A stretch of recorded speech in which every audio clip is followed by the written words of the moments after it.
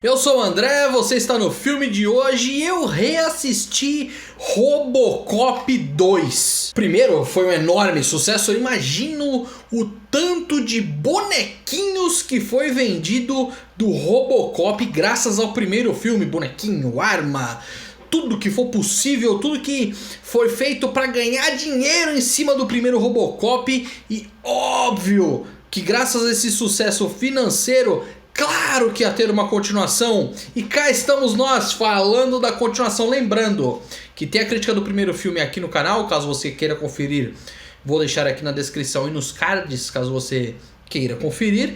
E também lembrando, vai ter crítica de todos os outros Robocops aqui no canal, então não deixa de se inscrever, fique esperto, porque vai sair muito em breve do Robocop 3 e a do remake. E agora voltando para Robocop 2, e é impressionante como assim eles conseguem estragar o final do primeiro Robocop, que foi muito bom.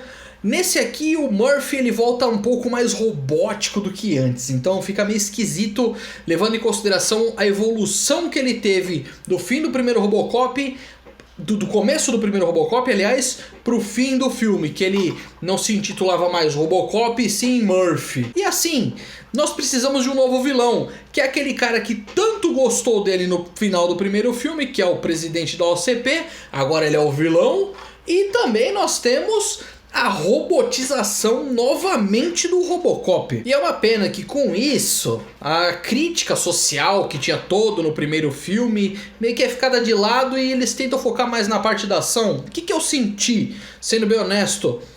Esse aqui tem muito mão de produtor de falar assim, ó, não pesa tanto a mão na parte da crítica social, vamos focar mais aqui na parte da violência, porque todo mundo quer ver violência, violência é o que faz vender. Muito provavelmente foi isso que aconteceu, infelizmente, porque assim, tudo que poderia ser para dar alguns pitacos, algumas coisinhas que ele dava na sociedade, já não tem mais. Por exemplo, os jornais que tinham antes no primeiro filme, sim, não tem como não fazer comparação com o primeiro filme.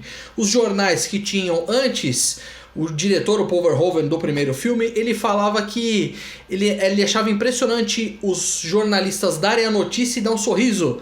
Nesse aqui não, eles dão a notícia sério e fica por isso mesmo, não tem aquele tom de sarcasmo no que eles estão falando ou algo do gênero. Os jornais que tinha aquele humor ácido, aqueles programas de comédia, tudo isso foi meio que deixado de lado. Em compensação, nós temos as propagandas, que sim, elas continuam tendo um tom ácido, um tom mais sarcástico, só que devidamente colocadas em seus lugares para não ofender ninguém da sociedade. Essa é a impressão que eu fiquei em relação a essa parte mais crítica que era tão evidente no primeiro filme. E não tem problema, sério, não tem problema mesmo você só focar nas partes de ação. Nós temos, por exemplo, o John Wick, que foca mais na parte da ação do que na parte da história, muitas vezes. Mesmo assim, tem coisas interessantes em relação a John Wick, que aliás, tem crítica de todos os filmes aqui no canal.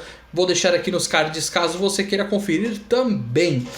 O problema é o seguinte, a ação tem que ser boa. Nesse caso aqui, também não é. É genérico, as cenas de ação são genéricas e o roteiro fica genérico. É uma continuação que, sendo bem honesto, não precisava existir. Outra franquia que eu também fiz crítica aqui no canal é em relação a Transformers. Também vou deixar aqui nos cards caso você queira conferir. Mas o que eu falo lá em Transformers já pode ser aplicado aqui.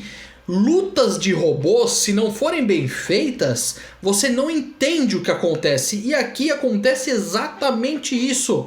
Chega uma hora lá, não vou entrar em detalhes, afinal, crítica sem spoiler, mas chega uma hora lá que um robôzão vai lutar contra o Robocop. E não dá pra entender quem que tá lutando contra quem, em que momento que tá a luta. É muito confuso. Por quê?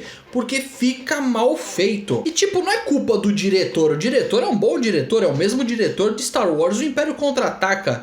Mas aquilo que eu falei, fico com a impressão de que assim, tem muito mais mão de produtor do que o diretor ter a liberdade para falar e escrever o que quisesse. Esse já é um ponto. O fato do Paul Verhoeven ter saído já influencia muito na mudança de perspectiva para o Robocop. Ele se tornou muito mais comercial e rentável. Não que seja totalmente desperdiçado, tem coisas interessantes sim. Por exemplo, lá no primeiro filme nós não vimos tanto assim as ruas de Detroit e como tudo estava em decadência e tal. A gente tinha uma noção. Nesse aqui não, a gente consegue ver as ruas de Detroit como um passa a perna no outro e como todo mundo quer ganhar vantagem. E lembra muito Cyberpunk, aquela situação de que a sociedade já está cansada, que todo mundo vive à base de droga, que nada mais faz sentido, que é uma depressão gigantesca em todos os locais. Então,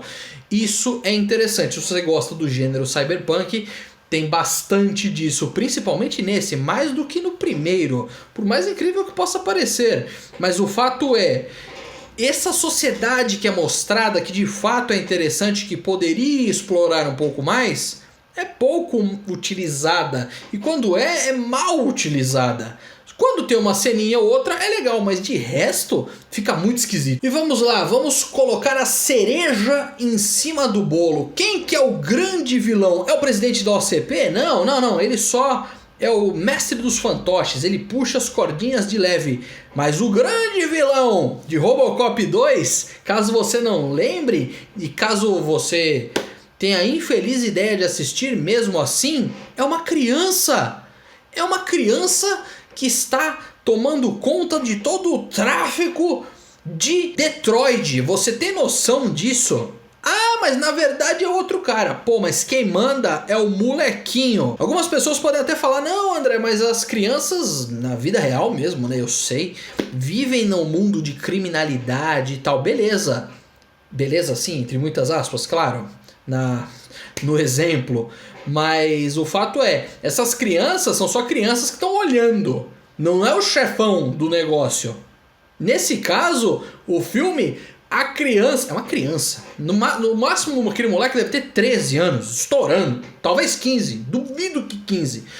Ele é o chefão de tudo. Ele manda aquelas pessoas que estão passando a perna umas nas outras lá em Detroit, ele que manda nessas pessoas, essas pessoas obedecem. Isso me deixou extremamente bravo com o filme, sério. Eu não consigo, eu não consigo aceitar. Criança gênio, eu não consigo aceitar muito bem. E criança dono do morro, eu não consigo aceitar. Criança. 12 anos. E com isso tudo junto, o filme ele tenta pegar um público mais jovem, porque é o público jovem que está tentando dar uma grana, mas esquece do público do primeiro filme, que foi o público que fez o filme ir pra frente. Claro, é aquilo que eu falei na crítica anterior do primeiro filme. Muito provavelmente as pessoas vão ver camadas do primeiro filme. Só que a camada das cenas de ação e da violência extrapolou mais do que as cenas e as coisas necessárias de crítica para a sociedade. E mesmo com tudo isso, ele ainda consegue assim trazer uma cyberpunketização, não sei se seria o termo correto, deixa aqui nos comentários se eu estiver falando errado, da vida e de como a sociedade está indo. Não deixa de ser tão atual quanto o primeiro, sim, porque ele usa a base do primeiro, mas ele não é tão efetivo quanto o primeiro em falar alguns pontos que a sociedade pode melhorar. Você assistiu Robocop 2? O que você achou do filme? Deixa aqui nos comentários. Obrigado por ter assistido o vídeo. Não se esqueça de se inscrever aqui no canal. Tchau, tchau e até a próxima.